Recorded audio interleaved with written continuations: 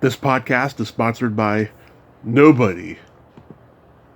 Hey dudes, this is Catherine Mary Stewart, Maggie in The Last Starfighter, and Reggie in Night of the Comet, and you're listening to Tommy Throwback Kovac in Splat from the Past. And remember, the whole burden of civilization has fallen upon us. Hey dudes, welcome to Splat from the Past, the only 80s themed horror sci-fi show where things can get totally radical. Now, I am just so freaking excited for today's guest because I've been waiting a long time to get him on here. I will be interviewing Alex Rogan himself, Lance Guest. Yes, Lance Guest, the star of The Last Starfighter. And he was also in, of course, Halloween 2 and Jaws the Revenge and I Ought to Be in Pictures and my personal favorite romantic comedy, Just the Way You Are. He also had a recurring role on Knots Landing, and he was also recurring on Life Goes On, and it's going to be great to have him on today. I've been waiting a long time to get him on here. I've talked to many of his friends from the old UCLA theater days, and it's going to be great to have him. I just cannot wait. And I'd also like to say happy birthday to my podcast guests, Marie Cheatham and Peter Foldy. Happy birthday to you both. You are both wonderful guests on here. And I hope you all have a wonderful day. My birthday is just in 4 days. And I can't believe it, and I also can't wait at the same time. Yes, it's just another anniversary day, but still, you gotta celebrate your birthday. So, here is my interview with Lance Guest. Hello? Hey, Lance, welcome to the show, sir. How are you today? I'm good. I just got a phone call from somebody else named Donna. It's weird. Like, right when you called, at the exact same time, somebody else called me. Oh, that's my mother's name. Is it? Yeah. Oh, okay. Did she call me? No, it's just, her name's on the landline on the caller ID. Oh, okay. All right. There you go. That makes sense. Yeah, this is such a great honor. Thank you for taking the time today. Oh, yeah, sure, man. Where are you? You're up in, like, Sacramento area? Yeah, Reading. Reading. Okay. Cool. Yeah. So, going back in time, I was reading that you were originally on the trajectory of playing rock and roll. You started playing guitar when you were 10. What musicians and bands did you listen to that influenced you at that age? When I was 10, let's see. Yeah. I would say I hate to be cliche, but I would say the Beatles. When I was 10, I listened mostly to the Beatles and Johnny Cash and Bob Dylan. Oh, those are three good ones. Bob Dylan mostly, like Bob Dylan was kind of the first person I listened to, but that I don't really consider Bob, rock and roll. But I did. I think Bob Dylan was the first one I really remembered. Yeah, that's not cliche at all. I mean, they impacted, everyone of your generation and what came after. Yeah, they did. Yeah, it was quite a time. Yeah. Do you remember the first album you ever bought with your own money? Let's see. I think it was weird because I had older brothers and sisters, so I basically inherited all their good albums. Yeah. So I had all their, Beatles and Rolling Stones and, James Taylor and Bob Dylan, all that stuff. So I never really had to buy many records. I think the first one I bought with my own money was Big Bamboo by Cheech and Chong. Oh, love it. But I bought it for my friend, or I won it, and I won like credits in some sort of magazine sale thing, and so it was my friend's birthday, so I bought him Big Bamboo. That's a hilarious record. I just interviewed Tommy Chong a couple months ago. The first album I ever got was my brother gave me Johnny Cash at San Quentin when I was either 9 or 10. I can't remember. Yeah, that's another good one. Do you remember your first concert? My first concert unofficially was Disneyland, The Little Anthony and the Imperials, when I was about 4 or 5. Interesting. But the first concert I actually, bought tickets to, I actually didn't buy tickets. My friend's sister had won, year's subscription of years, at the Cow Palace in Oakland. And I think it was Steve Miller. Love Steve Miller. Yeah, so I think that was, she's like, hey, I got tickets to Steve Miller. You want to go? Yeah, I'll go to Steve Miller. I saw him in 2014 with Journey, and him and Neil Schon from Journey jammed on Stairway to Heaven on stage. Wow. Yeah. Oh. I actually saw him with Peter Frampton at the Greek Theater. Nice. And it was, I mean, you forget how great of a guitar player Peter Frampton really is. He's really phenomenal. He's a very good guitarist, absolutely. So, in high school, you joined a band that ended up quitting after one gig. That's funny. I wonder where you got all this information. Yes, it was. It wasn't so much that the band was formed for the gig. I was like 15 years old, and my friend Mike, who taught me to play, he said, Lance, we have a gig in 10 days. We need to form a band and come up with a bunch of songs. So we did, and it was always only supposed to be one gig. But it was my 15th, like right about a couple weeks after my 15th birthday. Was it a school dance? It was like a school dance, but it was up in South San Francisco in San Bruno. I don't know if you know where San Bruno is. Oh yeah, I'm born and raised in San Mateo. Oh well, there you go. It was at Cap. It was Cappuccino High School, and it was like a recreation, like when you hello. Yeah. You there? Okay. Yeah. It's like when you in the summertime they use a play. They open up a playground. I'm like, let's have a school dance. So we showed up. Wow. Oh, somebody's probably trying to call me. So forget it. Just leave them go. Sorry if this is. It's okay. Yeah. Wow. That's crazy. Cappuccino High School was the only gig. Well, that was the only gig. Yeah, exactly. We just kind of like we need to do this. I think his uncle was like the rec leader up there or something, and it was really fun. It was the most fun I ever had in my life. So. Nice. So, at what age did you start gravitating toward acting? About the same time, actually. I actually started. They both kind of started at the same time. Although at age 10, I think I started playing guitar, but I didn't really start doing theater till I was about 12. Mm-hmm. About 12, and then that was just like junior high school stuff. But I was pretty serious about it. It was right around the time of that gig. Was right when I was doing we had like this acting institute, this drama class in the summer that some friends of mine put together. It really ended up being a pretty great program, and we had a lot of people from ACT come down and because I'm from Saratoga, so it's so we had people come down and we did all this. We had this great program we did we would do like classes all day, and we did performances and stuff, and we learned about Shakespeare, and it was pretty good definitely good for high school. But it's actually good for college. By the time I got to college, it was like, I learned all this shit when I was in high school. Yes. You went to UCLA. I've talked to some of your theater buddies from those days, like Carrie Noonan, Amy Resnick, Cameron Dye. They all speak Those are my very close friends. Yeah, they all speak very highly of you, of course. It's amazing how. Yeah, it's amazing how back then, people with talent found each other. It wasn't as competitive as it is now. Well, it was pretty competitive. It's just that there was not a real easy way to get in unless you had sort of a pre-existing connection. Yeah. Breaking into Hollywood was really, really rather daunting for someone who, there was really no easy way in. It ended up being easy for me because I found one thing. I did one open call audition. Mm-hmm. The casting director noticed me, and she recommended me to an agent. And it was like 10 times easier than I had expected it to be. No. Yeah, you did the Shakespeare Festival in Oregon. No, I always wanted to. That was my big dream. I wanted to do. That's what I wanted to do. I wanted to work at the Ashland Shakespeare Festival. I see. Or the Oregon Shakespeare. It's called the Oregon Shakespeare Festival in Ashland. Yeah.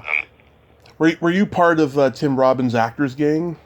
No, he was at school at the same time as I, and some of my good friends were all in the original core group.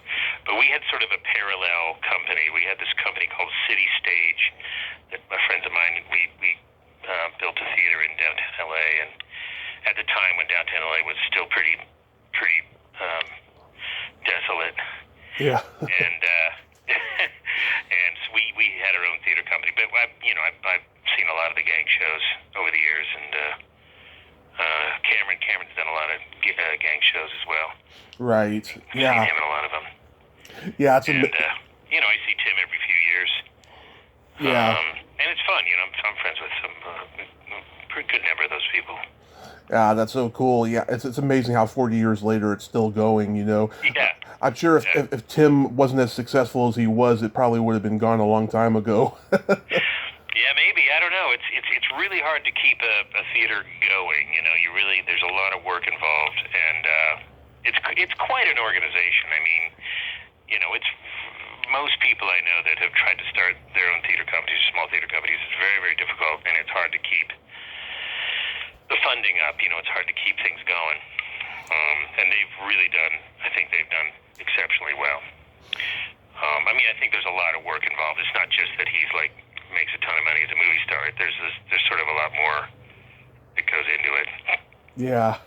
I've talked to people who've started theater companies, and the city had too many theater companies, and they got booted out. They tried to move it, and it didn't happen, and everyone broke apart and stuff. Yeah, it's very tough to have a theater company. I'm sure it's just as tough to have an improv company as well. Yeah, I've not tried that, but it's just.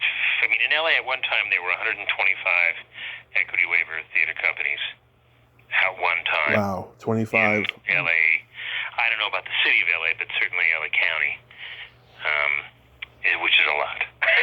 That's more than New York City. Yeah. So you had a recurring role on Lou Grant. Lou Grant, that was my first job. My very first job. Yeah, how was working with Ed Asner? Well, it was really interesting because that was, first of all, he's great. He's a great guy. And he has tons of integrity, and his show. I thought his show was really well written and really well produced and everything, and a lot of good people in on that show. Gene Reynolds and Alan Burns, and I was there the last 2 years of the show, and the first day on the show, I think he was starting to, he speaks very I shouldn't have done that, He was very vocal about the United States involvement in El Salvador and the military involvement in El Salvador, and he sort of, as a private citizen, sort of spoke out against it. But he was president of the Screen Actors Guild at the time, and so they made a big hubbub about, Ed Asner's got to, he can't speak for all of Hollywood, he can't speak for blah, blah, blah, and he's just a radical guy, so he decided he was going to, stick up for what he thought was not good, what was happening in El Salvador, and he got a lot of real nasty response from that. There was a lot of, There was a bit of a backlash to, they say he went from everybody's favorite grandpa to this red commie, kind of some sort of communist devil, and it was, really unfair because he was, just trying to say what he thought. Yeah, I talked to him last summer that the whole Screen Actors Guild thing happened, and I asked him about it, and he told me how appalled he was. And then 6 months later, I see the headline that Ed Asner sues the Screen Actors Guild. I'm like, I knew it. He was so mad. Yeah. Wait, was this recent? Yeah, about the pensions and all that. Oh, really? Wow. Yeah.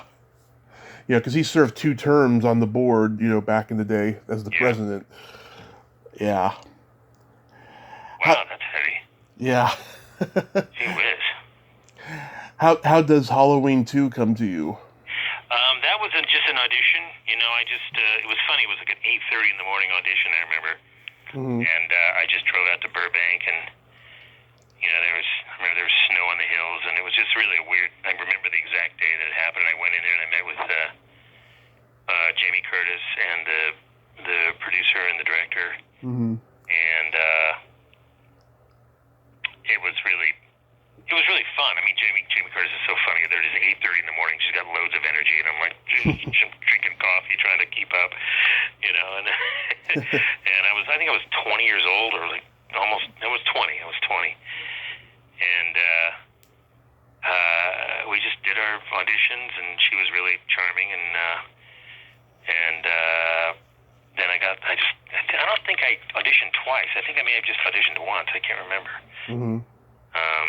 But I got the job, and we started shooting, I think in March sometime.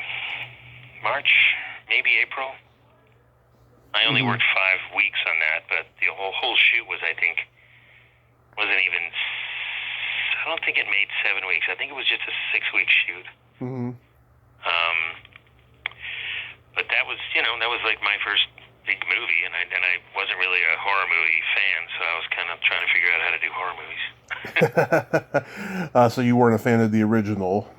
Well, I just didn't. I don't think I saw it until I kind of had to, and for the show to see what it was all about. So you got the gig. I liked it. I thought they did a good job, but that wasn't really my genre. That was sort of the beginning of or maybe it was the heyday of the sort of the slasher movie. Yeah. Just guys with chainsaws and It was really like starting to explode by that point. Yeah. Did you get hurt when you did that trip on the blood on the floor? To tell you the truth, they had to do a close-up, and my head had to hit the ground. Mm-hmm. The fall was nothing. The fall was done in a number of cuts. The fall wasn't the hard part. The hard part was the close-up where I drop into frame, and I can't remember, but I think I don't know if they forgot or what happened, but I think I hit my head. I think I just dropped right onto the concrete floor. Mm-hmm. And it was like, I thought I remember putting a pad down there, but I just remember it felt like maybe they did like on the next take. Mm-hmm. I think on the first take it was like, oh, that is a concrete floor. I can't remember. I do remember it hurt. Maybe they did put something down, and it just didn't really work. But it was fine. Very unimportant part of my brain. Yeah, everyone's got a little stunt that they have to do on a movie sometimes. And ordinarily, I like doing stunts. I thought it was, I had loads of energy. I was 20 years old. I was pretty athletic. I could, do stuff. Mm-hmm. But I was just like, oh, that hurts. This was a pretty well-assembled cast. How was working with them? Oh, great! It was really quite a good time. The director did a great job. Rick did a great job of keeping everybody, in good spirits, and they were just a fun group of people. It was mostly me and a bunch of pretty girls, and Leo. Yeah. Me and Leo and a bunch of pretty girls. So what doesn't suck about that? Yeah. I've talked to Jeffrey Kramer, who worked a day playing the character of Graham. Yes. And I might be talking to Tanya Moyer soon. Oh, yeah, she's great. Yeah. Then you worked with some legends in I Oughta Be in Pictures. Oh, yeah, I had 2 days on that, but I was like, at that point, my biggest star-studded movie to date. You probably had a much better response of this than Halloween 2. I'm sorry? You probably had a much more enthusiastic response for this movie than Halloween 2, because you got to work with Mathau and Margaret. Well, I only had 2 scenes, really, and they were both with Dinah, but Walter Matthau was in one of them in, the follow-up part of it, but mostly all my scenes were with Dinah, with the main character, who was great. I really liked her. I really thought she was terrific in, did you ever see that movie, Ordinary People? Oh, yeah. Yeah, so she was really great in that, and so I was pretty excited about that. But, I knew there were, famous people in the movie. I just didn't have any scenes with them, so... But, yeah. Walter Matthau, it was pretty cool to just sort of see him, because he's, I used to do Walter Matthau impersonations.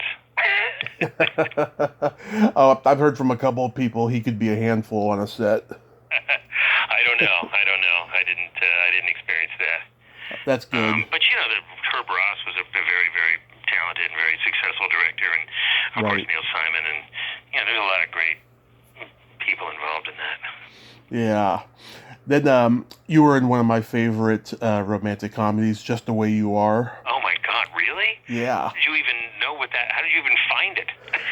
Oh, I was a real little kid when I first saw it, and it's just always been one of my favorites. And I got to meet Christy McNichol a month before the pandemic hit at a Comic-Con. And I told her, I said, I know you went through a lot of pain and turmoil during that movie, but I love it. And she's like, oh, I'm very proud of that movie. The pain I don't even think about anymore because it's just a part of who I am, but I'm very proud of that movie. Well, it was and she was swell.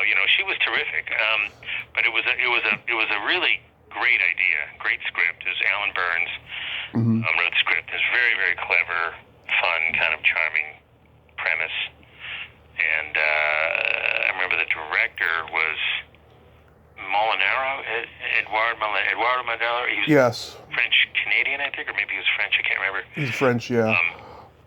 But that was a blast. I mean, we got to work what they called French hours, which is like you show up at like 10 o'clock in the morning and you don't break for lunch. They just have this big table of all this fantastic food and like all these bottles of wine and stuff. And you just kind of, when you got a few free 10 minutes, you run off and grab a bite to eat, but they just shoot straight through and you get off at, 7 or 8.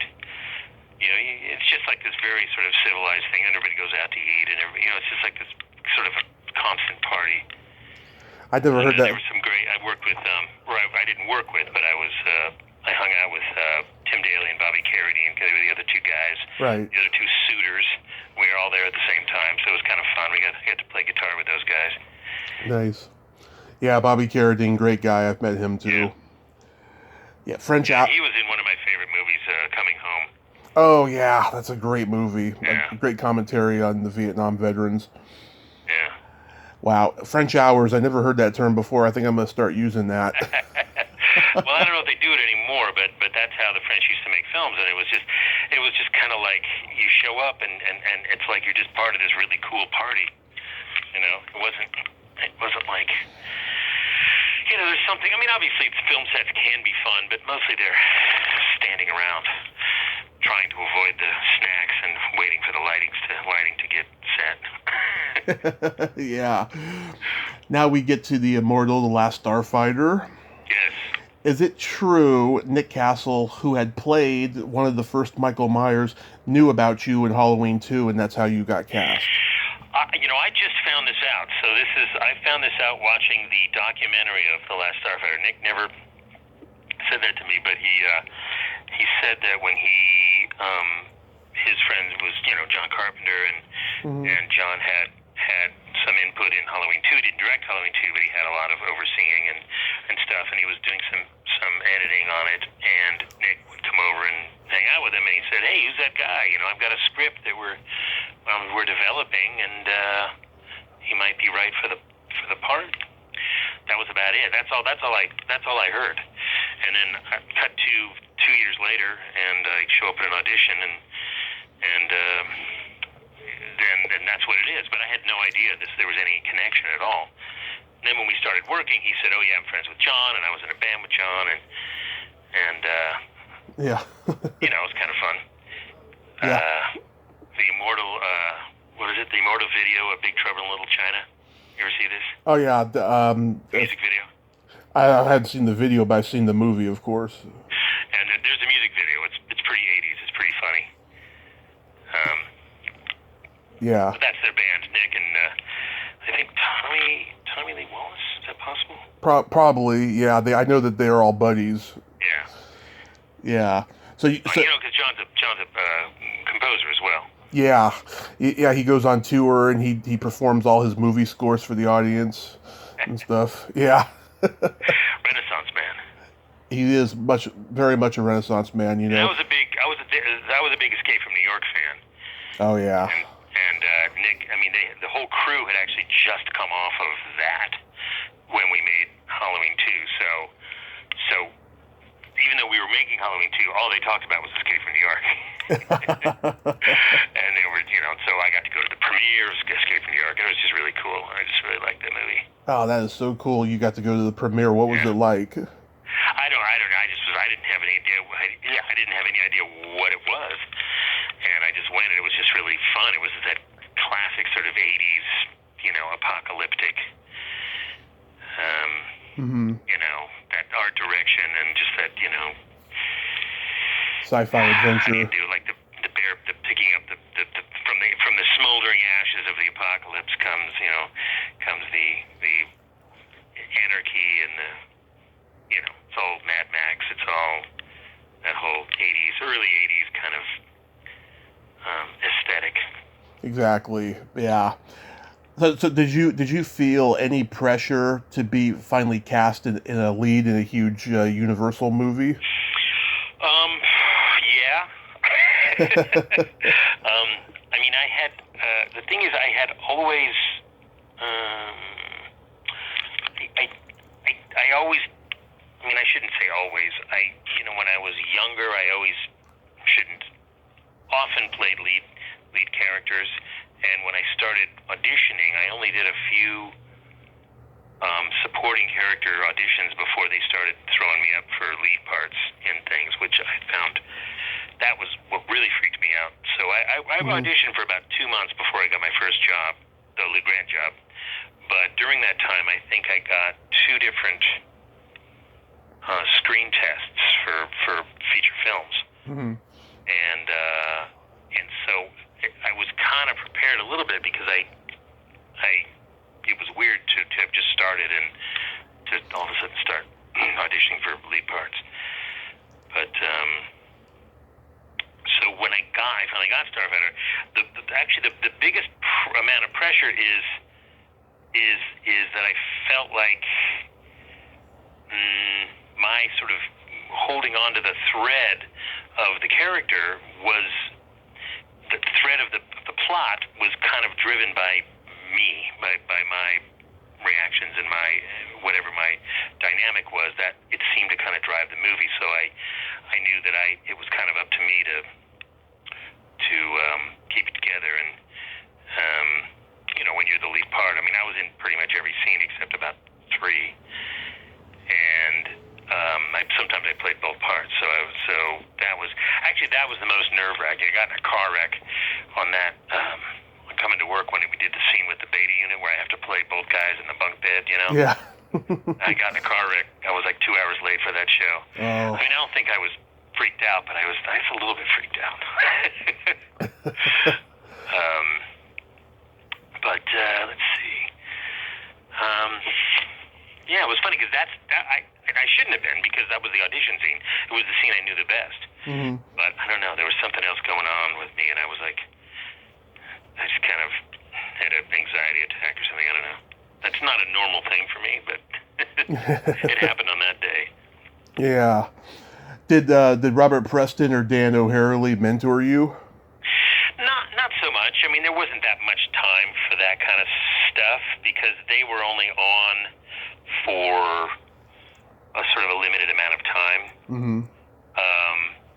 But they, I became friendly with them, and I could, talk to them and stuff, and they were having a good time. And like I always said, they were amazing theater actor guys that would rehearse no matter what. They weren't these sort of Hollywood forget about it. The only work happens in the close-up, kid. I used to hear that from like TV, old timer TV actors. They're like, forget about it. This is just a long shot. I'm like, wait a minute, you're not acting in every single shot? Hell no. So it was they weren't like that at all. They were like 100% all the time. Yeah, Kathy. Very inspiring. Yeah, Kathy told me she wasn't familiar with Dan O'Harely. She didn't know what he looked like without the makeup until years later. That's funny. Well, I didn't either. I didn't really either. It took me a while. There was a few weeks in that because he would come so early, and he put his head on, and has a full head mask, like a cowl, sort of full head mask, and I never knew what he looked like. I mean, I'd seen pictures of him in Macbeth, in 1996 or whatever, but I didn't know what he looked like now. And Yeah. There you are. Were those space suits very hot? I don't really remember it, but they must have been. I think they were made out of polyester, but those had fit me pretty well, and I don't remember being that uncomfortable. But I always say there was like these cuffs that they had, and that I think they measured my hands, and then they made them, and they're made out of like lead or some sort of like really dense metal, and I think they measured just my arm, without anything on, and then the suit itself was about a quarter of an inch, like a wetsuit, on the wrist. And so when they put them on, they couldn't make them any bigger, so they were really tight. They hadn't measured them with the suit on, so there's like an extra quarter inch that was like too much, so it was really, really tight, and it was kind of like cutting my circulation off. And I was like, how long do I have to wear these? So it was kind of it was too tight, and I don't know, maybe it was my fault. Maybe I ate too many snacks or something, but I don't remember gaining a lot of weight. Yeah. But it was like, that was the uncomfortable part. That was the thing. Like, we'd have to put them on like 30 seconds before we said action, and it was kind of maddening. It was like, do we really need these things? I love it when Alex's twin does that booming laugh. When Maggie says, "Come on, Alex, have a good time." Yes. Well, that was interesting because it was supposed to be totally absurd. But what was weird is that I was really, really sick when we did that. Mm-hmm. So I had like 104 temperature or something. It was up in the mountains in like March. And I was like really, really sick, and they couldn't really shoot it any other time. That was done during some reshoots, so they couldn't reschedule. So it was kind of like, hope you're gonna make it through, Lance. So I did, and I was sick pretty bad. I was sick for about 2 weeks. Once the picture was over, though, was there a part of you that thought the movie would be successful and it would open doors for you? Yeah, I think so. I wasn't really sure because this was not the kind of movie that I really specialized in. Like, I didn't really know where I would go from here because I just thought, once you're doing like a space opera, you're just going to do more space operas. People are going to necessarily associate with you with this kind of, kind of this particular genre, and to me there were only two movies in this genre, our movie and Star Wars. Mm-hmm. So it didn't have any, I didn't expect there to be any, and in truth, it didn't really catch on. These kinds of movies not really catch on until later. Although Back to the Future, I think, was a similar movie, and of course Back to the Future is a great movie, but it still has it's more reality than science fiction. Right. It's more of a comedy than it is a sci-fi movie. Right. But it was the beginning of what people ordinarily associate with the 80s. They think that since it was a movie in the 80s, that there must have been a whole slew of these kind of movies in the genre, and there really, really wasn't. It's kind of we were one of the first, we were probably one of the first, science fiction comedies. There weren't that many science fiction comedies. I mean, I think to some degree, Last Starfighter and Back to the Future and Bill and Ted kind of invented that right genre, and then Earth Girls Are Easy and things like that. But there wasn't that didn't really exist prior to. Star Wars was pretty serious. It wasn't really supposed to be funny. I mean, it's the funniest parts of Star Wars is Harrison Ford's one-liners. Yeah. And so a lot of people have, especially younger people, think that genre was in full swing by 1984, and it really wasn't. It was just starting. Yeah, it was just starting. Roger Ebert said in his review, quote, "The Last Starfighter is a Star Wars ripoff, but the best one." Well, there you go. I mean, I was afraid that that's what it was going to be, but I knew that it wasn't because I knew that it had a sense of humor that Star Wars didn't really have. Right. And it had a human element. Like I always say, it's Star Wars is a full-on science fiction thing where everybody lives in that world, and it's nothing weird to fly from planet to planet and galaxy to galaxy. And Last Starfighter is the guy freaks out when the car takes off and goes off the cliff. That's because you're clashing the reality of normal 1984 teenager with space. Mm-hmm. You know what I mean? It's like it has that element of contrast that we constantly referenced and made it kind of fun for people that wanted to sort of believe that it was a novelty. Whereas once you're in Star Wars, you're on the planet, you're in the world. There's it has its own set of rules, and nobody thinks it's what you're doing is weird because it's everywhere. There's no Earth reality to contrast it with. Yeah, I mean, it made its money back, and HBO played it to death in the 80s.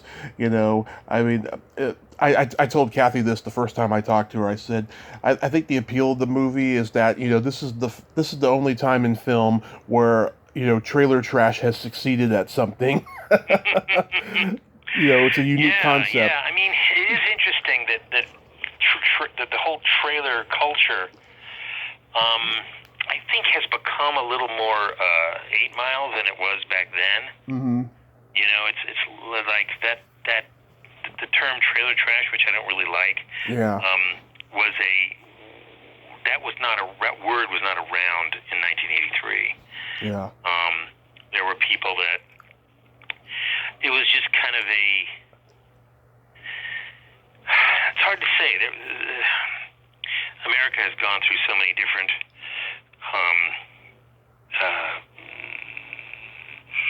eras of social sort of socioeconomic distribution and so many different eras of what kind of people live where. Mm-hmm. That at the time I remember that it wasn't quite as, although there were a few toothless people that were living in the trailer park before the Hollywood set took it over, because Mm-hmm. obviously we brought in our own background people and small characters and stuff. So there were a few Sam Shepard kind of characters in there. But you could live in a trailer park and not necessarily you could be an Alex in back then, and now it sort of feels like everybody in trailer parks are the guy from 8 Mile or yeah, or somebody you'd see on the Jerry Springer show. Yeah. How does Jaws: The Revenge come to you? That was well. The thing is, Last Starfighter, didn't make any money. Right. So I was like, who? So I had a hard time getting a job.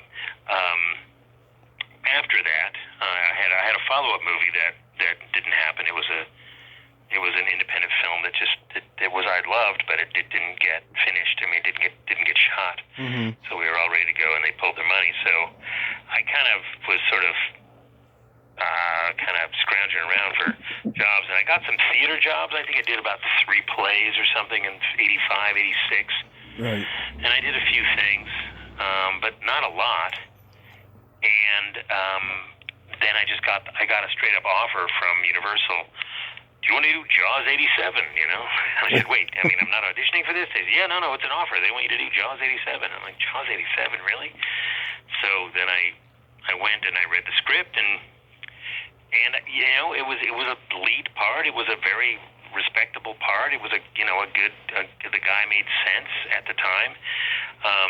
The script that I saw was very well crafted, and it's a crazy shark movie. It's a superhuman shark movie, but they're all superhuman shark movies. And there are franchises that exist. Yeah, I mean, this is weirder concepts than that, but when we went to make it, it took 5 months, and it was like really hard to get most of the effects, and it was kind of a hard movie to make. So It took a while, you know. It took a while, but Yeah. It is a little on the non-believable, Yeah. you know, Spectrum. Yeah. spectrum.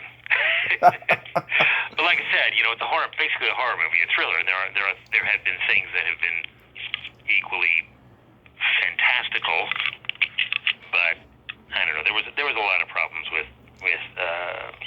Jaws: The Revenge. yeah, there were a lot of like hardware problems, because we couldn't use CGI on that. It wasn't really viable. Now, of course, it would be great. Now CGI would be the perfect thing for that. But the stuff that they wanted the shark to do, they could really only do, I don't know, a fraction of what it was supposed to do. Mm-hmm. And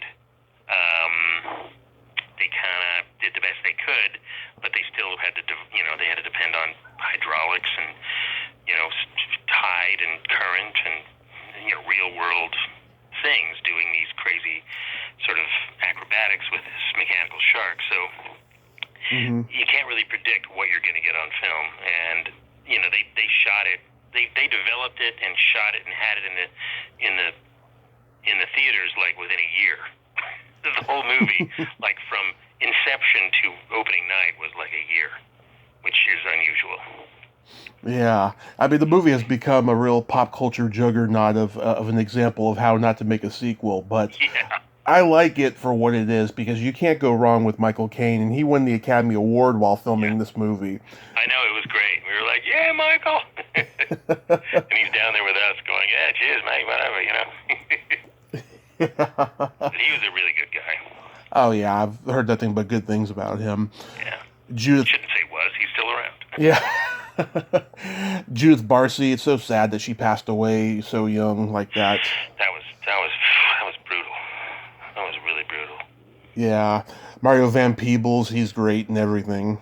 He's great. Yeah. He was a lot of fun. He's a very funny guy. And he writes too. He's written some films and stuff. And directed them. Just like his dad. Yeah. Yeah. He's from Bay Area. Oh yeah. Yeah. I remember there was a scene in the movie. It was always weird to me. It was like Karen Young. She was using a blowtorch to destroy your T-shirt or something. Not to destroy my T-shirt. No. She was using a blowtorch to. She's a metal sculptor, so she was doing that. And we were having a fight, and so I was trying to like get her to stop fighting with me and seduce her, Yeah. So I'm like walking up to her, and she's got the blowtorch out, and she's like keeping me at bay with the torch, and eventually she turns it down, So.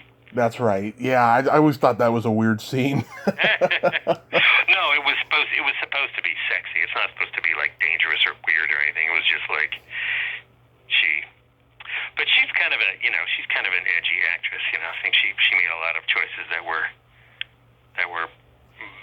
I would say edgier than what the original script called for. Yeah, it's funny. Richard Jeni, the first time he went on The Tonight Show, he did like a 6-minute bit about this movie. And it's on YouTube. And it's one of the... Really? Yes, it's one of the best Tonight Show debuts ever, because I don't think he ever did that bit again, because that guy was a reservoir of material, So Richard Jeni or Jenny? Richard Jeni. How do you spell it? Jeni or Jenny? Jeni. Yeah, okay, I've heard about that. All right, I'll look that up. That sounds funny. It was on The Tonight Show? It was on The Tonight Show in 1988. Oh, boy. Did you guys call the shark Bruce on the set? Yeah, I think we did. Yeah, because that's what they call him on the first two, at least. Yeah. I mean, it was so strange. I remember we used to have, we'd have like opening night when Sid would come to town. Sid Sheinberg, the head of MCA, he'd come to town, and we'd have little cocktail hours and stuff, and they'd serve shark sushi, like little shark sushi, and I'm like gobbling down the shark sushi, and I'm talking to Sid about this, and he goes, we have an arrangement. I don't eat them, they don't eat me. He was a nice guy, and his wife was that played the mom, Lorraine Gary, yeah. played the mom, and she was a really wonderful woman. She still is. She's still around, but I mean, it was fun working with her. Mm-hmm. How was the experience at Knots Landing? Knots Landing was, I was this very, very opinionated person about TV and films and like what I thought was good and what I wanted, and I was not a big fan of those nighttime soaps at all. But again, it was an offer, and I didn't have to audition for it, and they gave me this really pretty interesting part, and the writers were pretty open to a lot of ideas and stuff, and so I grew to kind of like it. I grew to kind of like, at least the kind of character that I had. But it's a weird, a show like that. I think it was on for 11 years or something, and the guy cutting the hair, the guy that was the hairdresser, and I would be worried about like, well, this doesn't make any sense. I'd be looking over my scene, I'd be in the chair and getting makeup and stuff, and he just looks at me and goes, Lance, it's a hair show. Dude, it's a hair show. Yeah. It's like everybody worried all about their hair more than they worried about like what the dialogue was, and yeah. it was very, very, very looks centric, and I thought there were some good ideas and stuff, but I didn't know that I was a regular. I just thought I was like a recurring character, but I actually had been contracted as a regular, and they paid me a lot of money. So, they were very nice to me, and so I didn't have to do anything that were embarrassing or stupid or anything. But it wasn't my kind of show. Yeah. But I met some good people, and there were a lot of the actors I worked with I liked. Did you work with Lar Park Lincoln? Yeah. She's a good friend of mine. I texted her yesterday. We're going to do another podcast soon. I'll tell her you said hi. Oh, yeah. I remember they wanted us to be sort of like, we were like the two, villains of the, I don't know, they said something, and I remember one of the stage directions was devil to devil. And it was like, oh my God. She always reminded me of that song, Hot Rod Lincoln. Oh, yeah. I think I referred to her as Hot Rod Lincoln. I can't remember. Oh, yeah. I've always thought of her that way, too, that song. But, it was fun, and I liked a lot of the people that I was working with, and like Kathleen Noon, the one who played my mom, I really thought was great, and Bill I thought was a good actor, and I had a kind of a fun scene with Nicolette where we were stuck in the elevator, and it was kind of vaguely sexual, and I don't know, it was I got to play the hippie guy with the pickup truck and the sort of the rebel, so it was kind of fun. Yeah. So when the pandemic isn't going on, are you still acting? No. The last big thing I did, I've been doing a bunch of short films. I have a bunch of friends that are making films, and I did about, 3 or 4 of those. I did a play on Broadway. I don't know if you know that, but that was the last, and actually that was the biggest job I've ever had. We did it for like 4 or 5 years. Wow. And we were on Broadway for 16 months, and we were off Broadway for a year, and then I was in Chicago for a year and a half. And what show? It was called $1 Million Quartet. Oh, okay. And it was about the jam session at Sun Studios in 1956 with Elvis Presley and Johnny Cash and that's up your alley. Carl Perkins. Yeah, that's up your alley. Yeah, it was really fun because we got to. It was one of those shows where the actors played all the music, so we didn't have like a track or an offstage band or anything like that, which a lot of musicals do.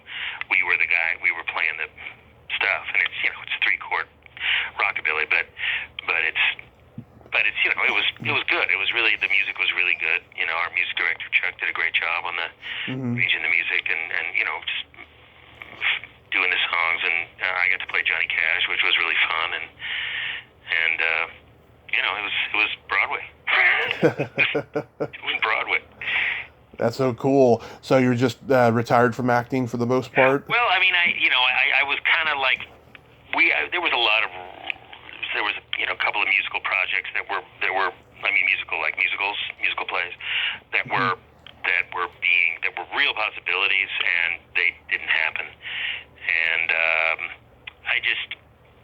and then the pandemic happened, and I just was like, I'm taking some time off.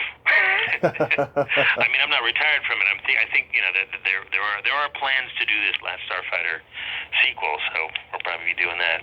Oh yeah, I didn't know if that was still going or not. So do you know what the status of that is? I do not know. I do not know what the status of it is. I know there are lots of people that want it to happen, and the writer seems pretty positive. The writers, it's going to be John and Gary Witt is joining in with John, and we'll see what happens. They're all good guys, and Yeah, hopefully it'll come out good, because so many reboots, they just turn out so lousy these days. well, it's not going to be a reboot. It'll be more of a A sequel. It'll be a sequel, but it'll be the same sort of story. But we will be referenced. Yeah. We'll have a little something in there, I think, Kathy and I. But, Do you have any con appearances coming up? Well, I don't know that this is. I think they're going to start. I think Kathy's doing something right now, but I don't know if it's a con. It's more of a film festival. I don't know. We'll see. I think it's still a little, touch and go with the. We got to kind of wait till everybody's vaccinated, or at least 70% of the people are vaccinated before we. I think before they do something like a convention. Yeah, I know in California, all the cons have been pretty much canceled, but they're going on in like the Midwest and stuff like that. A lot of cons are going off without a hitch there. Well, I mean, I think it's kind of a touch and go situation. I don't think anybody's completely immune to everything. I think everybody's we have to get the numbers up nationally to really make sure that it's a safe thing to do, because it's not worth it, I don't think. Yeah, I mean, I know people who did the virtual cons. They thought it was pretty awkward and silly. Yeah, I couldn't really do that. That would be really tough. Yeah, in 2016, I saw you, Kathy, Nick, and Kelly Maroney all in the same station at Monsterpalooza in Pasadena. Oh yeah. That was the first time I met Kathy and Kelly that day. I didn't go to you and Nick's lines because they were pretty long. I do remember though, I like waved to you and you had this look on your face like, I want to go home. Well, I usually enjoy those things. I don't know. I might have been sick. Yeah. Well, I hope I do get to meet you in person at a con in the future, though, because I think I think they'll probably do that, the Pasadena one. I think I've done that 2 or 3 times. Yeah. It seems like a kind of a regular thing. It's a pretty popular con, and just before the pandemic, they were going to start doing photo ops there, and I thought that was pretty interesting that they were going to start doing that. They say that they're going to possibly do it in September. I know the Hollywood show in August just got passed by the city of Burbank, so let's see what the future will hold for cons in LA and California. Yeah, I mean, I have a feeling they will resume, but I'm not going to be the one to say, oh yeah, it'll be fine. I would much rather make sure that everybody is. So the numbers are going down, and they're still not. I mean, in LA County, it's pretty good, but it's not ideal. C'est la vie. Well, Lance, I want to thank you so much for coming on today. This has been a lot of fun. Sure, Tommy. It's good to talk to you. Good to talk to you, too. Please be safe. And is your wife's name Dana? Donna, yeah. How is it pronounced? Just Donna, like Donna. Donna, oh, with an A. Okay. Yes, I thank Donna for connecting us. And yeah, thank you so much. Sure enough. All right. All right. Easy, man. Bye-bye. Bye-bye. Well, there you have it. Lance Guest. Ain't he a cool dude? What a nice guy, huh? And I thank him so much for coming on today, having a great conversation. Really down-to-earth guy. I like him a lot. Well, until next time, this is Tommy Throwback Kovac saying, there's no shame in living in the past, because the present sucks. Later, dudes.